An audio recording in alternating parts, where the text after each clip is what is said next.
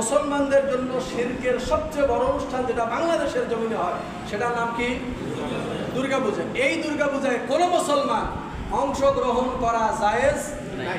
টাকা পয়সা দিয়ে সহযোগিতা করা, ভালো করে বোঝেন, কোনো মুসলমান, আপনি কিন্তু কোনো দায়িত্বশীল বলি নেই আমি আপনাকে, ইউনিয়নের চেয়ারম্যান, ওয়ার্ডের মেম্বার, এটা কিন্তু আপনাকে বলি নাই। কি বলছি? কোনো মুসলমানের ওই অনুষ্ঠানে যাওয়া, সহযোগিতা করা বা ওই অনুষ্ঠান সম্পর্কে অংশগ্রহণ করিয়া আনন্দ উপভোগ করা একজন মুসলমানের জন্য জায়েজ নাই, প্রথম কথা। নাম্বার 2, যিনি এই রাষ্ট্রের কর্ণধার হবেন, এই রাষ্ট্রের 91% মানুষ মুসলমান, বাকি 9% অন্যান্য ধর্মের মানুষ। ওই ধর্মের মানুষদের ধর্মীয় স্বাধীনতা নিশ্চিত করা, ধর্মীয় আচার অনুষ্ঠান নিরাপদে নিশ্চিন্তে তারা যেন পালন করতে পারে, এটার নিশ্চয়তা দেওয়ার দায়িত্ব কার? রাষ্ট্রের, সরকারের। বুঝতে পারলেন সবাই? সেই সরকার যে সরকারই হোক, ওই সরকারের অধীনে ওই স্বাধীন সার্বভৌম ভূখণ্ডে যে নাগরিকে বসবাস করবে, প্রত্যেক নাগরিকের ধর্মীয় স্বাধীনতা উপভোগ করার অধিকার নিশ্চিত করতে হবে কাকে? সেটা যদি ইসলামী সরকার হয় তখন করবে না, বরং আরো বেশি করতে হবে। কারণ ইসলামে এটা আর একটা ফরজ বিধান। রসুল মক্কা থেকে মদিনায় হিজরত করিয়া মদিনায় একটা ইসলামী রাষ্ট্র কায়েম করলেন। সেখানে কি খালি মুসলমান ছিল? সেখানে ইহুদি, খ্রিস্টান, অগ্নিপূজক, অন্যান্য ধর্মের মানুষ, মুসলমান সবাই ছিল না? সবার ধর্মীয় স্বাধীনতা রসুল নিশ্চিত করছে কিনা? তাহলে ওই ইসলামই তো আমরা ফলো করি। তাহলে এই বাংলাদেশে আমরা 90-91% মানুষ মুসলমান। আমার দেশের অমুসলিম নাগরিকরা যেন আমার প্রতিবেশী হিসাবে তারা তাদের ধর্মীয় স্বাধীনতাটা সঠিকভাবে পালন করতে পারে, এটা নিশ্চয়তা দেওয়ার দায়িত্ব কার?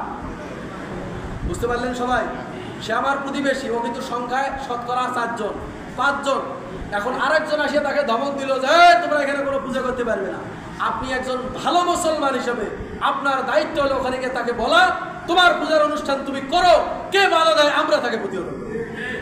এটা একজন ভালো মুসলমান হিসেবে আপনার দায়িত্ব। কেন? ওই যে রসুল মদিনা সনদ করিয়া তার রাষ্ট্রের বসবাসকারী সমস্ত নাগরিকের ধর্মীয় স্বাধীনতা রসুল নিশ্চিত করছে। আপনি রসুলের উম্মত না? তাহলে আপনার সমাজে বসবাসকারী একজন হিন্দু নাগরিকের ধর্মীয় স্বাধীনতা নিশ্চিত করার দায়িত্ব আপনার, আমার। এখন কেন আমাদেরকে সেখানে যেতে হয়? স্বাধীনতার আগ থেকে নিয়ে পরবর্তী পুরো সময়টা বাংলাদেশে একটা গেম খেলা হয়েছে। ইসলাম, আলেম ওলামা, মুসলমানরা, ইসলামী দলগুলো সবাই তোমাদের হিন্দুদের বিরুদ্ধে। এরা যদি কোনোদিন ক্ষমতা আসে তোমরা একটাও বাংলাদেশে থাকতে পারবে না। এই প্রচারগুলো গত 50 বছর করা হয় নাই? ইদানিংকালে নিজুম মজুমদার নাম শুনছেন আপনারা? নিজুম মজুমদার নামে এই ফেসবুক, ইউটিউবে তার প্রচুর বক্তব্য আছে। কঠোর আওয়ামীপন্থী, সে বলে আছে এখন যুক্তরাষ্ট্রে। এর বক্তব্য দিচ্ছে গত 1.5 বছরে 10 লাখ হিন্দু বাংলাদেশ থেকে পলেয়া বলে ভারতে চলে গেছে। কথা সত্য না মিথ্যা? এই মিথ্যাচার এরা 50 বছর ছড়িয়েছে। এই মিথ্যাচার যেন তারা ছড়াতে না পারে, এই জন্য তারা আমাদের প্রতিবেশী হিসাবে তার ধর্মীয় স্বাধীনতা যে নিশ্চিত করার একটা দায়িত্ব আমাদের আছে, এই দায়িত্বটা তাদের কাছে পৌঁছে দেওয়ার জন্যই আমরা সেখানে গেছি। আমরা সেখানে গিয়ে তাদেরকে জানিয়েছি তোমরা তোমাদের ধর্মীয় আচার অনুষ্ঠান নিশ্চিন্তে নিরাপদে পালন করবে। কেউ যদি তোমাদের এই ধর্মীয় দায়িত্ব পালনে কাজ করাতে বাধার সৃষ্টি করে আমাদেরকে জানাবে, আমরা তোমাদের পক্ষ হয়ে সহযোগিতা করব। এটা কি পূজা করা? এটা কি পূজা করা? বরং একজন ভালো মুসলমান হিসাবে আমার একজন প্রতিবেশীর নিরাপত্তা দেওয়ার দায়িত্ব আমার।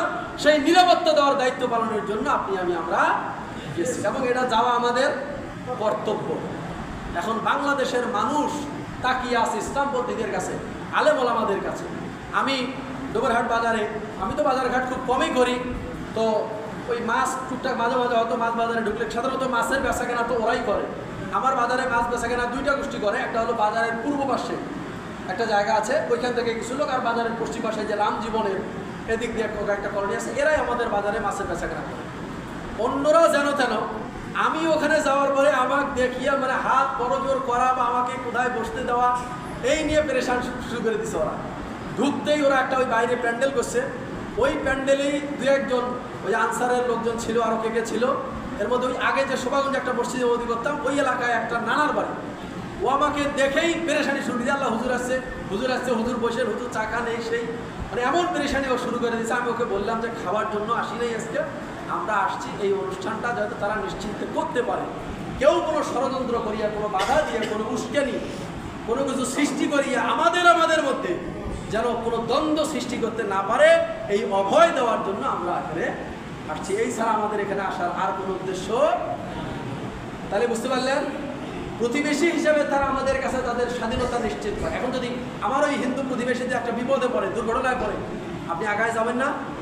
হ্যাঁ, এটা প্রতিবেশী হিসাবে হক। একজন মুসলমানের উপরে সাধারণ মানুষেরও হক রয়েছে। সেই হক হিসাবে আমরা সেখানে গেছি, তাদের ধর্মীয় স্বাধীনতাটা তারা যেন নিশ্চিন্তে পালন করতে পারে। যারা আমাদের সম্পর্কে তাদেরকে ভুলগুলো বুঝিয়েছে, এই ভুলটা শুধরে দেওয়ার জন্যই মূলত আমাদের সেখানে যাওয়া। তাই এই যাওয়া আর পূজার আনন্দ উপভোগ করতে যাওয়া দুটো এক। এটা ওটা আবার মিল গোলমাল করে ফেলান না, বলে হুজুর নামাজের আগে বললেন কি আর নামাজের পরে বললেন কি। তাহলে তাদের কোনো ধর্মীয় অনুষ্ঠানে আমরা ধর্মীয় আবেগ নিয়ে যাওয়া জায়েজ নাই। তাদের ধর্মীয় অনুষ্ঠানের কোনো খাওয়া দাওয়া আমাদের জন্য জায়েজ নাই। যেটা বাজারে হরদম আপনি কিনে খান, মিষ্টি সারা বছর বাজারে পাওয়া যায়, কিনে খান, এখনও খাবেন, এটা আপনি পূজা মনে করি আপনার কেনার কোনো সুযোগ নাই। আল্লাহ আমাদেরকে মাফ করুক। তাহলে আমরা মূলত এটাই বিষয়, তাদের ধর্মীয় কোনো অনুষ্ঠানে আমরা ধর্মীয়ভাবে অংশগ্রহণ করি না, বরং আমাদের ধর্ম পালন, আমাদের ধর্মের হুকুম পালনের নিমিত্তে আমরা তাদের সহযোগিতার জন্য সেখানে গেছি। এই হলো মোটামুটি সমস্যার সমাধান। এখন আর কার মধ্যে দ্বন্দ্ব থাকলো না তো? হ্যাঁ, আল্লাহ কবুল করুক। আমিন।